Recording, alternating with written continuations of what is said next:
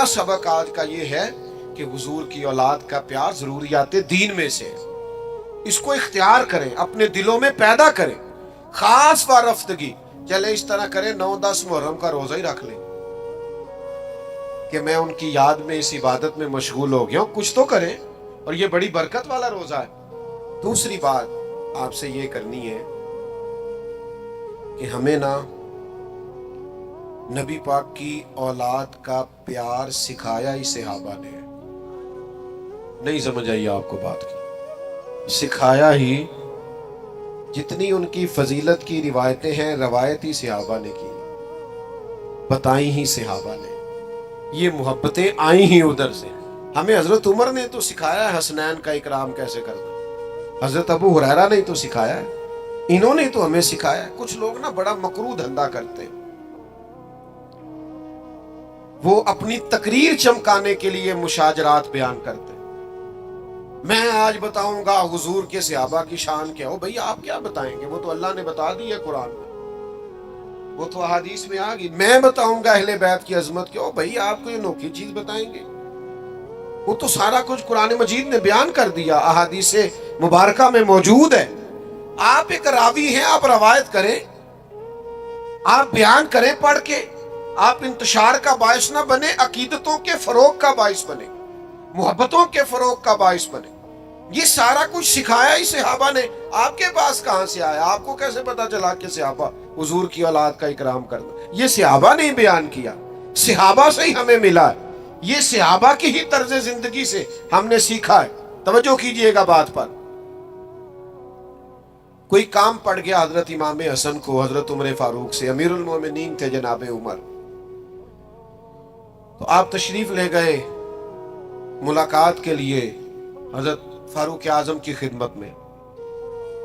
جب پہنچے تو دروازے کے باہر آپ کے اپنے بیٹے حضرت عبداللہ ابن عمر بھی کھڑے تھے۔ تو حضرت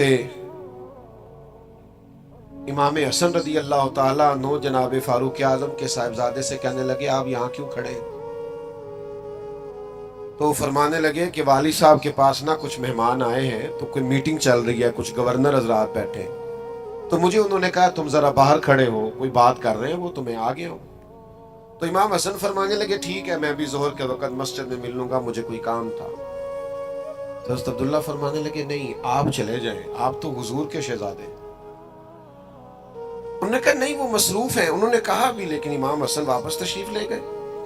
جب جناب عمر فارغ ہوئے تو حضرت عبداللہ ابن عمر نے بتایا کہ امام حسن آئے تھے۔ حضرت فاروق اعظم فرمانے لگے روکا کیوں نہیں، مجھے بلایا کیوں نہیں؟ عرض کی حضور میں نے ان سے کہا تھا، عرض کیا تھا، پر وہ چلے گئے۔ حضرت فاروق اعظم نہ گھر گئے نہ مسجد گئے، سیدھے امام حسن کے گھر گئے، دروازے پہ دستک دی، سیدنا امام حسن تشریف لائے۔ شہزادے آپ آئے تھے تو ملے بغیر آ گئے، کہا آپ مصروف تھے، میں نے کہا مسجد میں مل لوں گا۔ تو جناب عمر جذباتی ہو گئے، کہا آپ کو ملنا چاہیے، حضور آپ کے شہزادے بھی باہر کھڑے تھے۔ فرمایا میرا اور آپ میرے بیٹے کا اور آپ کا کیا مقابلہ؟ کیا اس کی ماں کا نام فاطمہ ہے؟ کیا اس کی نانی کا نام ختیجہ ہے؟ کیا اس کے نانا کا نام محمد عربی ہے؟ ہمیں سکھایا ہی صحابہ نے، تم کہاں سے لے آئے ہو بات؟ ان کا اختلاف تھا، قربان جائیں۔ پھر حضرت عمر اور جذباتی ہوئے، سر سے امامہ اتار لیا، کہنے لگے شہزادے عمر کے سر پر یہ جو عزت کے بال ہیں یہ آپ کے نانا کے اگائے ہوئے۔ تو میرے عزیزو یہ محبتیں، یہ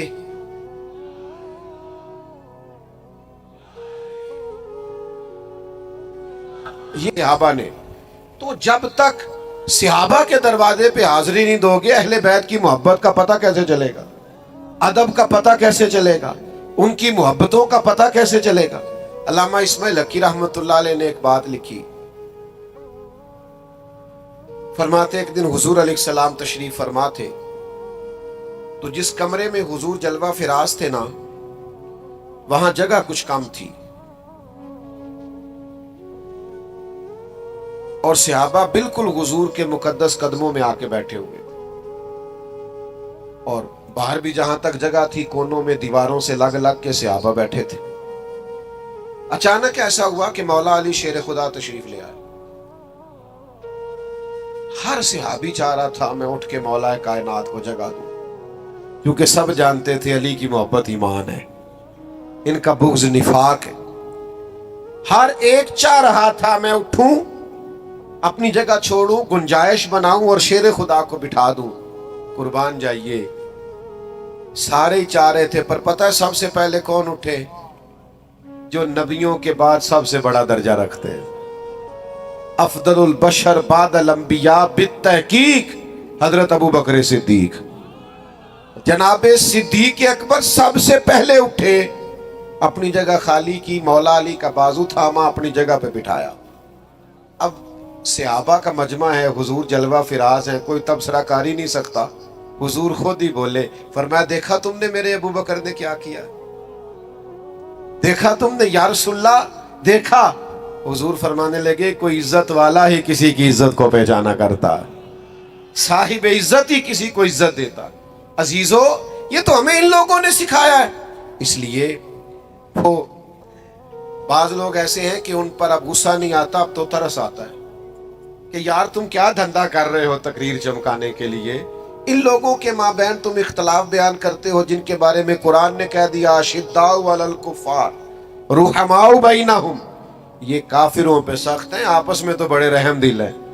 تو جن کو قرآن مجید کہہ رہے رحم دل ہیں، نس آ گئی. تم مزید کوئی نیا عنوان کیا بیان کرتے ہو؟ تو بھائیو ایک تو یہ کہ ان سے احترام کریں، اور دوسرا یہ کہ سمجھیں ان کی محبت اور عقیدت ہمیں کس نے سکھائی. تیسری بات، بہت مشکل نہیں ہے فلسفہ کربلا سمجھنا، کیونکہ لوگ پیغام امام حسین پر عمل نہیں کرنا چاہتے، اس لیے کہتے ہیں بڑا مشکل ہے، بڑا مشکل ہے. وہ ہمارے بعض صوفی ایسے ہیں درویش، کہتے معرفت نو سمجھنا سارے دے بس دی گل نہیں، تاکہ کوئی بندہ اس پینڈے پوے ہی نہ.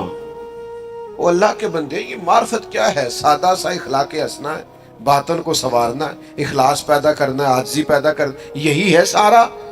آپ کیا سکھانا چاہتے ہیں؟ مثلا صرف آپ بھگا رہے ہیں لوگوں کو، اور انوکھے انوکھے لوگ، یعنی بعض اوقات نا ہنسی آتی ہے. بیچارہ ایک دن بھی کسی ادارے میں نہیں گیا، کسی استاد کے پاس نہیں بیٹھا، کچھ پتہ نہیں، اور وہ کیا کہہ رہا ہے، کہنا مولویوں نو کی پتا معرفت کی ہوگی. میں کہا جیڑی تیرے کو لے دا واقعی کسی نہیں پتا. بانج علموں جو کرے فقیری او کافر مرے دیوانہ ہو. وہ جو تو کہہ رہا ہے نا واقعی وہ دا نہیں پتا، تو سچ ہے. تو عجیب لوگ ہیں، اور جناب وہ لوگ بڑے حیران ہوتے ہیں کہ بڑی حیرت انگیز بات کر رہا ہے. تو سمجھ لینا ہے، آپ نے غور کرنا ہے کہ واقع کربلا واضح ہے. امام حسین رضی اللہ تعالیٰ عنہ کا مقصد واضح. امام حسین نکلے تھے کہ ظلم نہیں کرنے دیں گے، جبر نہیں کرنے دیں گے، بربریت نہیں کرنے دیں گے، غیر اخلاقی انداز نہیں اختیار کرنے دیں گے. کوئی بادشاہ جبر کے زور پر اگر مسلط ہوگا تو مسلط نہیں ہونے دیں گے. ظلم و جبر و بربریت کے خلاف نکلے امام حسین. اور پھر جن رستوں پہ تھوڑی مشکل آئے نا، گاڑی چلانے والے کا پتہ بھی انہی رستوں پہ چلتا ہے. سیدھی سیدھی تو سارے چلا لیتے ہیں. یہ سپیڈ بریکر زیادہ ہو نا. ایک دفعہ ہم سندھ گئے ہوئے تھے کچھ دنوں کے لیے، مختلف محافل میں 5-6 دن لگ گئے. تو واپسی پہ سکھر پہ موٹر وے سے چڑھ گئے. تو میں نے اپنے گاڑی چلانے والے دوست سے کہا لو اب لاہور تک آسان ہے. تو کہنے لگا حضرت صاحب ہے مشکل جی. میں کہ کیوں؟ کہنے لگا تے نیند آن لگ پی سیدھی سیدھی جو ہوئی. وہ جڑا اچانک چنگچی والا سامنے آتا ہے نا، بندہ ذرا جاگتا رہتا ہے. اچانک سپیڈ بریکر آتا ہے تو آنکھیں کھلی رہتی، جس میں شک ہوتا ہے نا کہ انہیں تو اشارہ بھی نہیں لانا، تو بندہ ذرا احتیاط سے چلاتا ہے. لیکن یہ بالکل ہی سیدھی سیدھی ہے تو اس میں کیا ہوتا ہے، نیند آنے لگتی. لقد خلقنا الانسان فی کبد، اللہ کہتا ہے میں نے انسان کو مشقت میں پیدا کیا. تیری زندگی کا حسن ہی یہ ہے کہ تم مشقت کرے، تو کام کرے. میں نے پہلے بھی اسی مقام پہ کہا تھا، مجھے یاد ہے، پھر کہتا ہوں، جتنا بندہ بڑا ہوتا ہے اس کا دکھ بھی اتنا بڑا ہوتا ہے، اس کا زخم بھی اتنا گہرا ہوتا ہے. آپ کا خیال ہوتا ہے فلاں بڑا پاپولر ہے، بڑا مشہور ہے، بڑا آدمی ہے، یہ تو کبھی آپ اس سے ملے. یہ اس کے پاس بیٹھے، آپ کو پتہ چلے کہ جتنا انسان بڑا ہوتا ہے اس کی تکلیفیں بھی اتنی بڑی ہوتی ہیں، اس کے زخم بھی اتنے بڑے ہوتے ہیں، اور زخم پہ زخم کھا کے جی، خون جگر کے گھونٹ پی، آہ نہ کر لبوں کو سی، یہ عشق ہے کوئی دل لگی نہیں۔ یہ مشکل کام ہے، آپ کو اس سے گزرنا ہے اور اس مشقت کو جھیلنا ہے اور یہ جبر سہنا ہے۔ امام علی مقام نکلے ظلم کے خلاف، تو پھر وہ سارے کام انہوں نے سہے، پردیس بھی کاٹا، بچوں کی بھوک بھی دیکھی۔ 4 چیزیں امام حسین نے ہمیں سکھائی ہیں کربلا میں، ویسے تو بڑا کچھ سکھایا ہے آج کی بزم کے لیے۔ سب سے پہلے امام حسین نے ہمیں سکھایا ہے کہ جو چیز جیتا کرتی ہے وہ صبر ہے۔ جس چیز میں اللہ کی مدد شامل ہوتی ہے وہ صبر ہے۔ صبر ایک بہت بڑی تدبیر کا نام ہے، صبر بہت بڑی طاقت ہے۔ جو آپ کی ساری باتیں سن کے تلک چپ کر گیا ہے نا، اس کے صبر سے ڈرو۔ جو بہو پورے خاندان کا جبر سہ کے صبر کرتی ہے، اس کے صبر سے ڈرو۔ جس کا فیکٹری کا آنر اور مالک اپنے مزدوروں پر ظلم کرتا ہے، جبر کرتا ہے اور ان کی توہین معاذ اللہ کرتا ہے، وہ ان کے صبر سے ڈرے۔ کیوں؟ اس لیے کہ صبر والا بڑا طاقتور ہوتا ہے۔ کیوں؟ کہ ان اللہ مع الصابرین، صبر کرنے والوں کے ساتھ اللہ۔ میدان کربلا میں کیا جنگ تھی؟ ہزاروں کے لشکر سے 72 لوگوں نے لڑنا تھا۔ اس جنگ، وہ جنگ تلواروں کی تلواروں سے نہیں تھی، نیزوں کی نیزوں سے نہیں تھی۔ کربلا میں ظلم کی جنگ صبر کے ساتھ تھی، جبر کی جنگ صبر کے ساتھ تھی۔ صبر جیت گیا اور ظلم ہار گیا۔ وہ جو جیت گئے وہ حسین ہے، اور جو 4 سال حکومت کر کے ہار گیا وہ یزید ہے۔ تو عزیز، صبر اپنی زندگی میں پیدا کریں، حوصلہ۔ ہمارے اندر نا بڑی بے صبری آ گئی ہے، منٹ منٹ پہ تلخ ہوتے ہیں، لڑائیاں ہیں، جھگڑے، حوصلہ نہیں، برداشت نہیں، قوت نہیں۔ دل بڑا کرو، ظرف بڑا کرو، صبر پیدا کریں، آپ کو محسوس ہوگا کہ آپ طاقتور ہوتے جا رہے ہیں۔ دوسری بات ہمیں امام حسین نے کربلا میں سکھائی ہے استقامت۔ مجھے ایک بچہ کہنے لگا کہ میں بڑے کام کرنا، کوئی بھی توڑ نہیں چڑھتا۔ میں کیا تو بڑے رہن دے، کوئی ایک ہی کام کر، لیکن استقامت سے کر۔ پتھر بھی کہیں پڑا رہ جائے نا مستقل، تو اس پہ مٹی چڑھتی رہتی ہے، وہ طاقتور ہو جاتا ہے، وزنی ہو جاتا ہے۔ ایک قطرہ بھی، ایک قطرہ قطرہ ٹوٹی سے گرے نا، نل کبھی لیک ہو جائے، قطرہ قطرہ گرے تو نیچے پتھر بھی ہو نا، گرے ذرا مستقل، اس میں بھی سوراخ کر دیتا ہے۔ حالانکہ پانی سے پتھروں میں سوراخ، لیکن سوراخ کیوں ہو گیا؟ کہ وہ مستقل گرا۔ آپ کوئی کام مستقل کریں گے تو فتح یاب ہو جائیں گے، لیکن ہم کیا کرتے ہیں؟ صبح ارادہ اور ہے اور دوپہر کو پروگرام اور ہے اور شام کو بالکل ہی اور ہے، تو پھر کوئی کام نہیں ہوتا۔ مستقل آپ کام کریں، مستقل بنیادوں پہ۔ چیزیں آئیں گی آپ کو کمزور کریں گی، کبھی اولاد، کبھی مال، کبھی وطن، لیکن امام حسین سے سیکھو نا۔ امام علی مقام ایک جگہ بھی کمزور نہیں پڑے۔ سیدنا امام حسین رضی اللہ تعالیٰ عنہ اتنے طاقتور رہے کہ انہیں اپنے پیاروں کی میتیں بھی اٹھا کے لانی پڑی، تو پھر بھی وہ استقامت کے ساتھ کھڑے رہے۔ کہیں کھڑے تو ہوں، ضروری نہیں ہے حالات ہمیشہ آپ کے مطابق ہی ہوں، حالات اوپر نیچے ہوتے رہتے ہیں۔ وہ ایک بزرگ تھے تو ان پر کسی نے کوئی الزام لگا دیا، الزام جھوٹا تھا، تو پیار کرنے والوں نے پتھر مارنے شروع کر دی۔ تو ایک آدمی گزرا تو پھول پھینک گیا، تو شیخ نے پھول اٹھا کے واپس کر دیا، کہنے لگے آج کل پھولوں کے دن نہیں، پتھروں کے ہیں، بڑی جلدی پھولوں کے بھی آنے والے ہیں، پھر پھول لیں گے تم سے انشاءاللہ۔ ابھی ہمیں یہ دن بھی تھوڑے سے اسی طرح مسکرا کے گزارنے دو، دن جو ہمارے چل رہے ہیں۔ تو میرے بھائی یاد رکھیے گا اور سمجھیے گا، استقامت سے وقت گزارے، دن تو اوپر نیچے ہوتے رہتے ہیں۔ تیسری بات، اپنی اولاد کی تربیت سخت بنیادوں پر کریں۔ بچوں کی ساری خواہشات پوری کرنا بعض اوقات ان کے ساتھ زیادتی ہوتی ہے۔ جی میں جو انہوں نے کہا ہے میں نے لا کے دی ہے. آپ نے غلط کیا بھیا. آپ کو کچھ چیزیں نہیں بھی دینی چاہیے تھی تاکہ زندگی میں اگر انہیں کبھی کوئی چیز نہ ملے تو ان کے دل نہ ٹوٹے. ان کو صبر کرنا بھی آئے, حوصلہ بھی کرنا ہے. کبھی کبھی آپ کو انکار بھی ہونا چاہیے. یعنی وہ کچھ لوگ ایسے ہوتے ہیں جن کا پتہ ہوتا ہے ان کو انکار بھی کر دیا نہ جا تیرے حال نہیں ہونا آتے وہ اپنے انہیں مڑ بھی جانا کدھرے نہیں تو نہیں جاتا بندہ. کئی دفعہ نہیں بلاتا, نہیں جاتا, نہیں زیادہ ملاقات کرتا, پتہ ہے بندہ اپنا ہے. تو کچھ ایسے تعلقات ہوتے ہیں جو کسی قیمت پہ ٹوٹتے نہیں. تو کچھ ایسا کرے کہ اولادوں کی سخت بنیادوں پر تربیت کرے. دیکھیں نا حضور سید عالم صلی اللہ علیہ وسلم نے تربیت کی ہے اپنی اولاد کی, تو کن بنیادوں پہ سرور کائنات نے تربیت کی؟ حضور سید عالم علیہ السلام نے اس بنیاد پر تربیت کی کہ اللہ سے دعا مانگی, اے اللہ ایک وقت روٹی دینا اور ایک وقت فاقہ دینا. فاقے رہے, ہفتہ ہفتہ فاقے رہے سیدہ پاک کے گھر میں. کائنات کے سب سے عظیم شہزادے تو یہ تھے نا.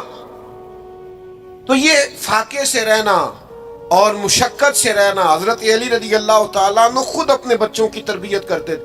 ہمارے گلی میں لڑائی ہو جائے نا اور کسی پر ظلم بھی ہو رہا تو ہم اپنے بچے سے کہتے ہیں بیٹا تو نہیں باہر جانا, ساڑی نہیں لڑائی.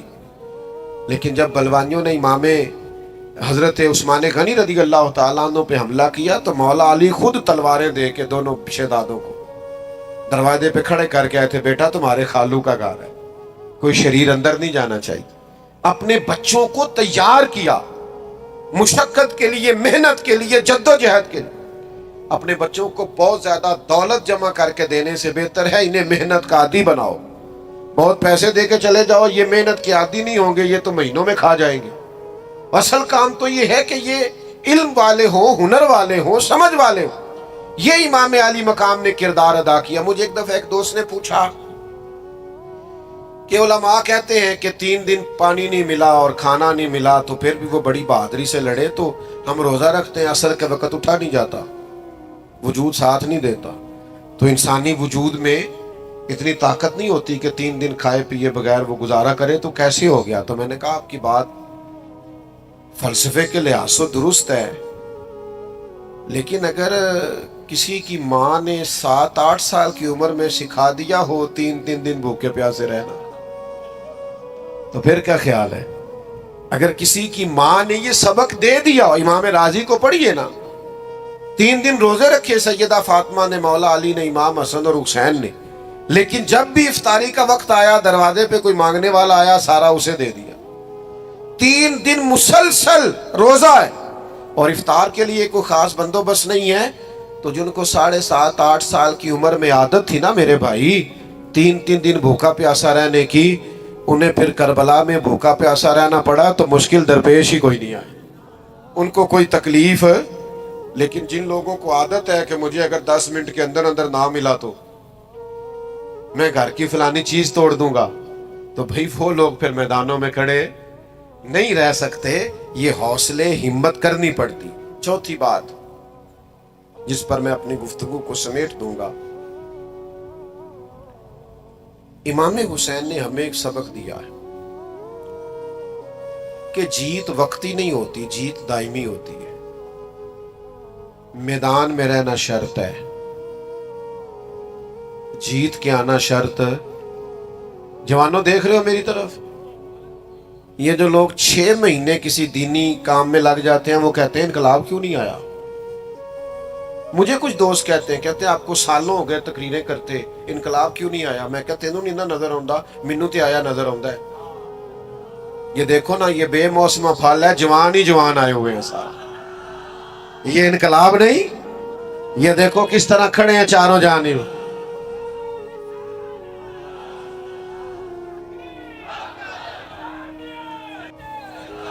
تو یہ انقلاب نہیں, یہ جس بچے نے نعرہ لگایا ہے چڑھتی جوانی اور خوبصورت داڑھی تو انقلاب ہی ہے سارا. تو میرے بھائی آپ کس کو انقلاب سمجھتے ہیں؟ باقی جہاں تک اس بات کا تعلق ہے کہ آپ محنت کرتے ہیں تو دنیا کیوں نہیں بدلی, تو بھائی نوکر کا کام یہ ہے کہ مسجد ٹائم پہ کھول لے, اذان ٹائم پہ دے, نمازی تو رب بھیجا کرتا ہے. تو ہم ڈیوٹی دے رہے ہیں اور اذانیں پڑھ رہے ہیں, وقت آئے گا اللہ دل بدل دے گا, حالات ٹھیک ہو جائیں گے, پر ہم نے نوکری نہیں چھوڑنی. ہم نے ڈیوٹی سمجھ آ رہی ہے، ہم نے بات کرنا نہیں چھوڑنا، ہم نے ذکر کرنا نہیں چھوڑنا، ہم ذکر کرتے رہیں گے، انشاءاللہ دلوں میں اتر جائے گا، ایک وقت آئے گا تبدیلی آ جائے گی۔ اور مجھے تو دور دور سے لوگ ملتے ہیں، وہ کہتے ہیں وہ آپ اتنے سال پہلے آئے تھے، آپ نے بات کی تھی، یہ داڑھی میں نے آپ کے کہنے پہ رکھی ہوئی ہے۔ تو پھر میں سوچتا ہوں کہ یہ انقلاب نہیں تو اور کیا ہے، میرے جیسے سب سے گناہگار کے کہنے میں اتنا برکت ہے، تو نیک لوگ بات کرتے ہوں گے تو کتنی برکت ہوگی۔